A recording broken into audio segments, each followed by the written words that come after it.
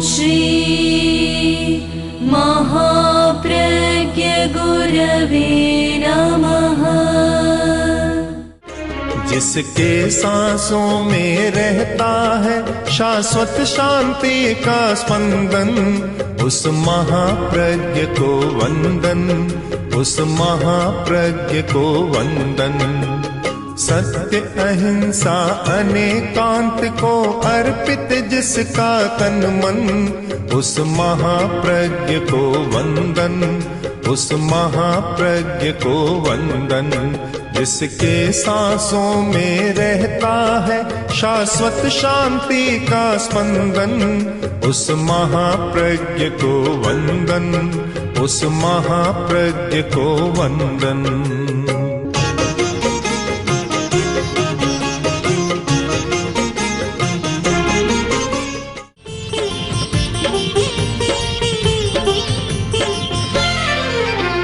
आदमी अनेक है और विचार अनेक। अब एक आदमी किस किस विचार को पकड़े, समस्या तो यहीं उलझ जाती है। इतनी बातें सुनते हैं, आखिर पकड़े किसको? ज्ञान का विकास करें या आचार का विकास करें या तपस्या का विकास करें? कुछ लोग हैं जिन्होंने तप को चुना, आखिर चुनाव करना होता है, तप को चुना है और तप कर रहे हैं। कठिन काम है, तपना बहुत मुश्किल है। और इसलिए मुश्किल है कि हमारी 5 इंद्रियों में जो जीव है, रसनेन्द्रिय, वह बहुत चंचल है। मन चल जाता है, देखते ही मन चलता है।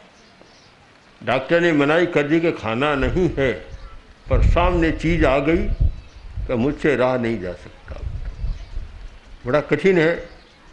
नैतिक मूल्य और आध्यात्मिक मूल्य ये शिखर को छू सकते हैं, केवल तप से हम वहाँ नहीं पहुँच सकते।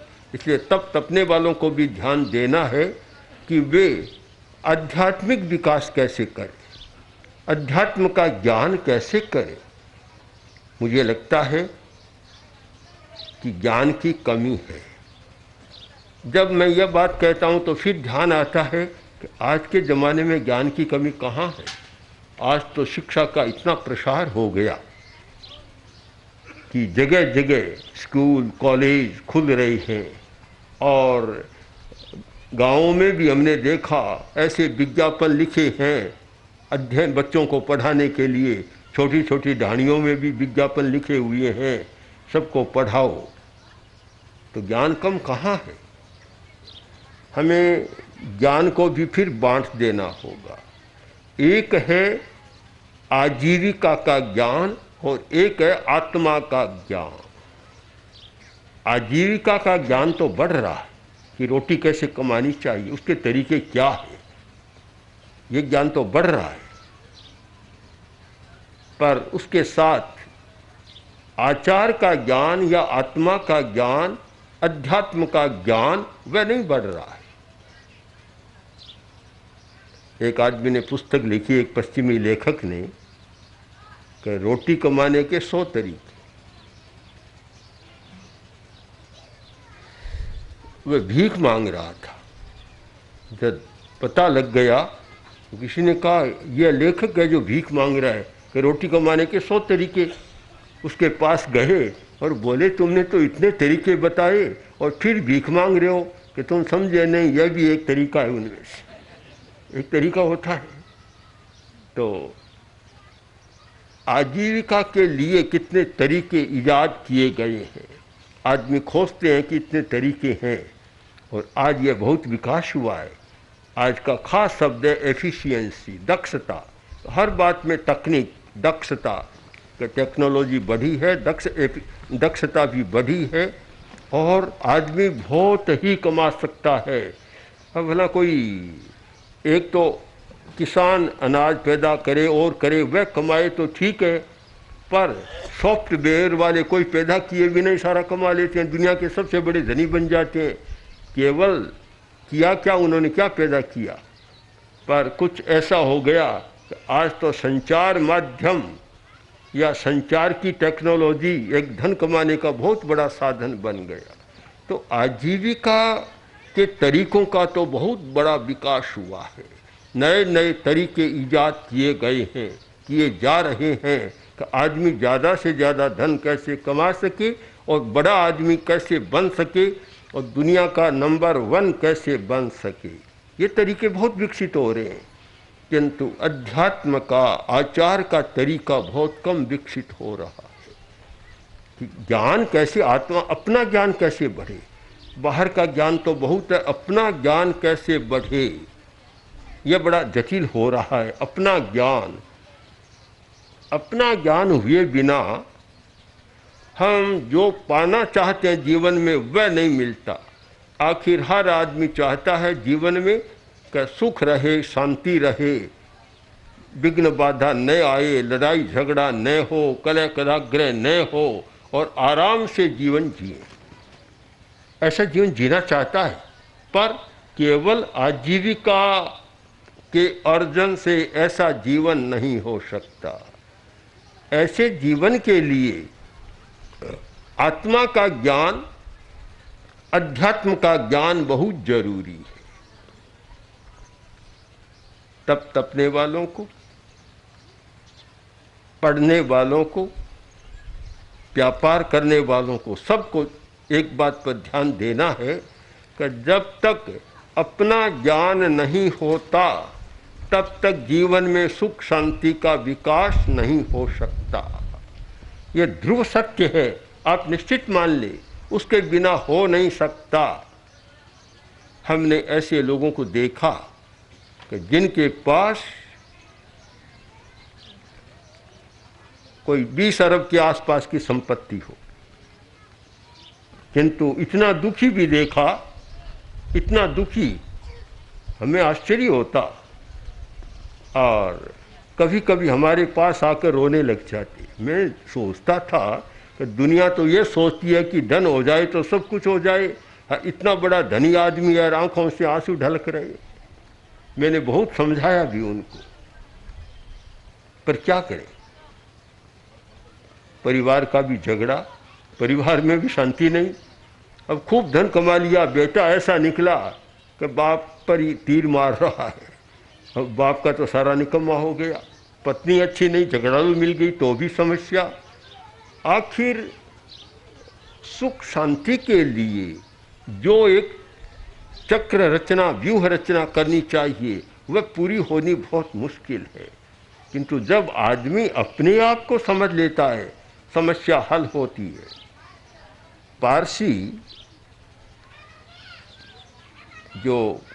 पारसी धर्म है, उनके गुरु रवि मेहरा बहुत विद्वान व्यक्ति थे।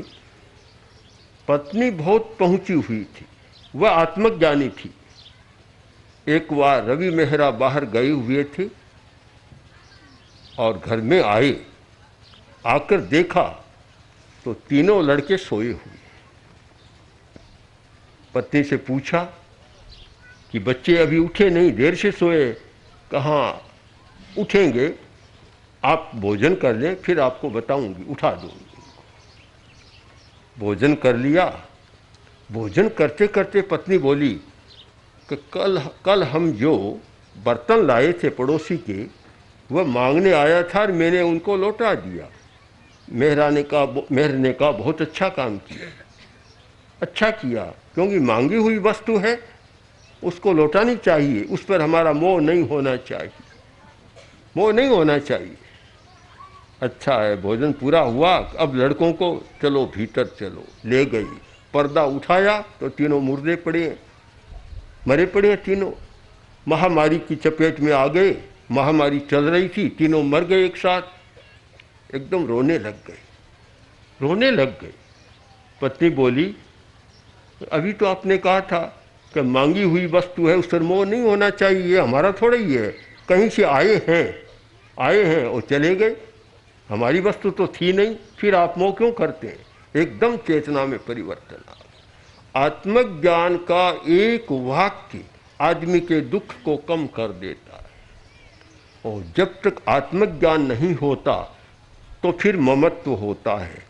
आप ध्यान से देखें कि दुख का बीज है ममत्व, ममकार, मेरापन, मेरा है, बस यहाँ से सारी समस्याएं पैदा हो रही है। मेरा है, जबकि वास्तव में कोई है नहीं, मेरा कुछ भी नहीं है।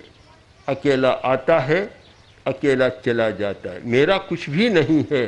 फिर भी व्यक्ति ने अपने अज्ञान के कारण, अज्ञान मतलब लिखा पढ़ा लिखा नहीं, आत्मज्ञान के अभाव में, आत्मा के ज्ञान के अज्ञान के कारण मान लिया कि यह मेरा है। बस जहाँ मेरा है वहाँ दुख का शुरू हो गया और सारा दुख वहीं से पैदा होता है। अगर आप जानना चाहें कि दुख का स्रोत कहाँ है, दुख का बीज क्या है, एक शब्द में आपको उत्तर मिलेगा कि मेरापन। मेरापन दुख का स्रोत है और मेरापन ही दुख का बीज है।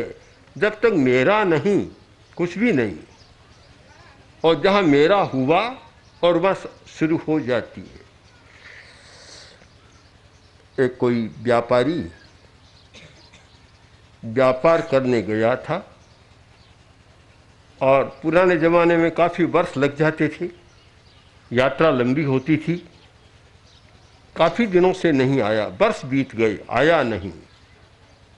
तब बेटा बड़ा हो गया, छोटा था थोड़ा बड़ा हो गया, तो बेटे ने कहा, माँ मुझे सब साथी कहते हैं निबापो निबापो, तेरा बाप कहाँ है? मैंने अभी बाप को पूरा ध्यान से देखा नहीं, छोटा ही था, मैंने देखा नहीं, कहाँ है? कि बेटा कमाई करने गया हुआ है। कि इतने वर्ष हो गए कि अभी आए नहीं, आने वाले हैं, आ जाएंगे। नहीं माँ, ऐसा नहीं हो सकता, मैं जाकर पिताजी को लाऊंगा। पता ठिकाना ले लिया, एक आदमी को साथ में लिया और कि माँ मैं उसको जल्दी लाऊंगा पिताजी को। माँ ने बहुत समझाया, नहीं माना, आखिर चला। संयोग की बात, एक गांव में वह ठहरा, धर्मशाला थी, धर्मशाला में ठहरा। वहाँ और भी यात्री ठहरे हुए थे और एक सेठ भी परदेश से आ रहा था, वह भी ठहरा हुआ था। रात की वक्त लड़के के पेट में दर्द हो गया, दर्द भी बड़ा भयंकर। ये पेट का दर्द, सिर का दर्द, आँख का दर्द, दांत का दर्द, कान का दर्द, जो भोगता है वही जानता है, दूसरे को पता नहीं लगता। कहीं चोट लगी है तो पता लग जाता है, यहाँ चोट आ गई, खरोंच आ गई, पता लगता है, पर ये तो भीतर के इंक का तो पता नहीं लगता। अब पेट का दर्द ऐसा है, हमारे पुराने साधु कहा करते थे कि दर्द हो तो भी दर्द है, न हो बहाना हो तो भी दर्द है। पता तो कुछ लगता नहीं कि दर्द है कि नहीं है, मानना ही पड़ता भी दर्द है। तो दर्द हुआ वास्तव में और एकदम चिल्लाने लग गया। अब ऊपर की मंजिल में जो सेठ ठहरा हुआ था, उसने नौकर को बुलाकर कहा कि कौन रो रहा है, पता करो। वह नीचे जाकर आया कि एक लड़का है और रो रहा है। क्यों रो रहा है? कि पेट में दर्द हो गया। तो उसको कहो कि रोए नहीं, हमारी नींद हराम हो रही, नींद खराब हो रही है। आदमी गया, जाकर उसके साथ आदमी उससे कहा भी सेठ साहब सो रहे हैं और नींद खराब हो रही है, इसलिए बच्चे को समझा दो, रोए नहीं, चिल्लाए नहीं। अब ना बस की बात थी क्या बच्चे की? वह चला गया, थोड़ी देर में फिर चिल्लाने लगा। 2-3 बार ऐसा कहा, आखिर वह तो बंद नहीं होता है। तो जोश में था, धन का जोश था, साथ में 2-4-5 हट्टे कट्ठे आदमी थे। कहा जाओ इसको बाहर बोरिया बिस्तर बाहर फेंक दो, धर्मशाला से निकाल दो। दुनिया में अन्याय की कमी नहीं, शक्तिशाली हो और अन्याय न करे तो आश्चर्य करे, उसमें कोई आश्चर्य नहीं है। समर्थ आदमी कमजोर पर कोई अन्याय न करे तो आश्चर्य दुनिया का मानना चाहिए। करे वह तो आश्चर्य की बात नहीं, करते ही हैं, लगभग ऐसा होता है। बहुत कम ऐसे मिलेंगे कि समर्थ है और कमज़ोर को न दबाए, उनके साथ अन्याय न करे। बड़ा मुश्किल है ऐसा होना। जो कहा गया मत्स्य न्याय, बड़ी मछली छोटी मछली को खाती है। अब ना छोटी मछली बेचारी किससे पुकार करे? जिनके साथ रहना और बड़ी मछलियां भी खाने लग जाए तो छोटी मछली आखिर जाए कहाँ, किससे पुकार करे? आचार्य भिक्षु ने लिखा कि रांका ने मार धींगाने पोखे। दुनिया का स्वभाव क्या है कि रांका ने मार धींगाने पोखे। गरीब आदमियों को मारते हैं, बड़े आदमियों का पोषण करते हैं, छोटे जीवों को मारते हैं, बड़े जीवों का पोषण करते हैं। ये तो दुनिया का अन्याय को चाहे न्याय को चल रहा है दुनिया में, ऐसा हो रहा है। तो उसने जबरदस्ती से कहो निकाल दो इसको बाहर। आदमी गए और कहो कि चिल्लाओ मत, सेठ जी की नींद हराम हो रही है, खराब हो रहा है नींद, मत चिल्लाओ, शांत रहो। उस आदमी ने कहा कि दर्द हो रहा है, मैं कैसे समझाऊं उसको, या तो मान जाओ, नहीं मानो तो चलो बाहर फेंक देंगे। बाहर कैसे जाएंगे? आखिर 2-4 आदमी थे, वह बेचारा अकेला आदमी था, सबको उठाया बच्चे को और धर्मशाला से बाहर जाकर गलियों में फेंक दिया। अब नींद आ गई अच्छी तरह से, हल्ला बंद हो गया, नींद आ गई। सुबह उठा, अब मन में एक विकल्प जो होने का होता है, पहले ही आदमी के भीतर में एक आभास होने लग जाता है। एक मन में प्रश्न उठा, आदमी से कहा जाओ कौन है वे, कहाँ से आया है? आदमी गया और अब क्या बात है, चिल्ला नहीं रहा है, ठीक हो गया क्या? आदमी आया और पूछा, बोलो कैसे, ठीक हो गया क्या? हो गया, अब सदा के लिए रोना बंद, सदा के लिए रोना बंद। मर गया बेचारा, सदा के लिए रोना हो समाप्त हो गया। कौन है? नाम बताया। कहाँ से आए हो? गांव का नाम बताया। एकदम थम गया। आया सेठ के पास आकर बोला कि वह तो अब मर गया, अब नहीं है। शांत हो गया कि कौन है? नाम बताया। कहाँ से आया? नाम बताया कि लक्ष्मण सेठ। तुम देखा कि क्या बात है, मेरा नाम आ रहा है। तत्काल नीचे आया और उस आदमी से पूछा कहाँ से आए हो? बताया क्यों आए? कि ये सेठ जी का बच्चा है, सेठ जी को बहुत वर्ष हो गए, प्रदेश गए, अपने पिता को लेने के लिए जा रहा था। अब तो बस धरती और आकाश एक हो गई, मेरा ही बेटा है। अब इतना दुख हुआ कि वह मरा तो अधमरा ये हो गया। अब आप सोचिए, दुख जब तक मेरा है पता नहीं था, तब क्या किया? धर्मशाला से बाहर फेंक दो। जब वह मेरा है, अब आकाश पाताल एक हो गए, दुखी बन गया। हर आदमी चिंतन करे। मैं कई बार सोचता हूँ कि समाचार पत्रों में आते हैं कि सीमा पर इतने सैनिक, इतने मेजर, फलां फलां मारे गए। किसको दुख होता है? जानकारी हो जाती है, लगता भी बुरा हुआ, पर दुख किसको होता है? अब जिनके घर का है और जिनके साथ ये ममत्व का धागा जुड़ा हुआ है, उनको पूछो कि क्या इतनी घटना समाचार है या और कुछ भी है। दूसरों के लिए समाचार, उनके लिए दुख का पहाड़ टूट पड़ता है। और जिसके साथ मेरापन नहीं है, कितनी सड़क पर दुर्घटनाएं होती है, कितनी बसें नदी में पड़ जाती है, कितनी रेलें पटरी से उतर जाती है और कितने लोगों को जला दिया जाता है। दूसरों के लिए तो समाचार या चिंतन का विषय, और जिनके साथ ममत्व का धागा जुड़ता है उनके लिए दुख का पहाड़। हम ठीक विश्लेषण करें, सच्चाई को समझने का प्रयत्न करें। सच्चाई को समझे बिना कोई भी आदमी सुख से जी नहीं सकता, शांति से जी नहीं सकता और अच्छा आदमी भी नहीं बन सकता। हमारा अज्ञान है कि हम जानकर भी अज्ञानी बन जाते हैं। पदार्थ जगत को जानते हैं, रोटी कमाने के तरीकों को जानते हैं, किंतु सच्चाई को नहीं जानते। और सच्चाई को जाने बिना समस्या का समाधान नहीं होता। इसलिए आवश्यक है सच्चाई को समझने का प्रयत्न करें।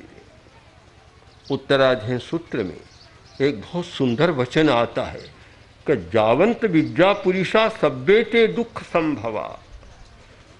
यही प्रश्न आया कि दुख कहाँ पैदा हो रहा है? दुख का भंडार कह दो, खान कह दो, खजाना कह दो, कहाँ है? ये कहाँ से आ रहा है? कौन सा खेत है जहाँ से दुख आ रहा है? किसान भाई बीज बोते हैं, गेहूं का, बाजरे का, मक्का का और यहाँ जीरे का, इसबगोल का, सब बीज बोते हैं। पर दुख का बीज तो कभी बोया नहीं है किसी ने। अपनी खेती, कोई दुख की खेती तो नहीं की है। न ये खेत में खेती होती, न और बोया जाता। इसका बीज बोया जाता है आदमी की चेतना में। चेतना में दुख का बीज बोया जाता है, और उस चेतना में जो ममत्व की चेतना है, ममत्व की चेतना, महावीर का एक बहुत सुंदर वचन है कि जे ममाइय मतिम जहाती से जहाती ममाइयम। तो आदमी जब जानता है कि ममत्व दुख का बीज है तो ममत्व को छोड़ क्यों नहीं देता? छोड़ सकता है, पर एक सच्चाई को प्रकट किया गया कि जो ममत्व की मति को नहीं छोड़ता वह ममत्व को छोड़ नहीं सकता।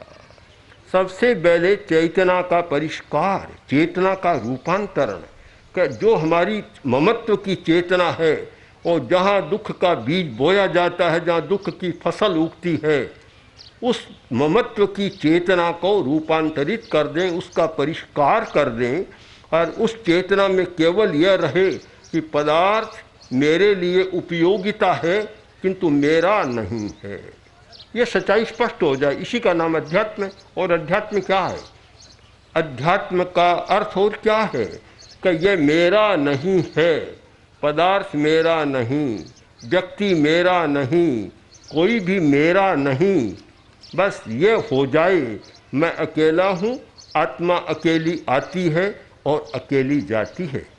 ओम श्री महाप्रज्ञ गुरवे नमः। ओम श्री महाप्रज्ञ गुरवे नमः। ओम श्री महाप्रज्ञ गुरवे नमः। ओम श्री महाप्रज्ञ गुरवे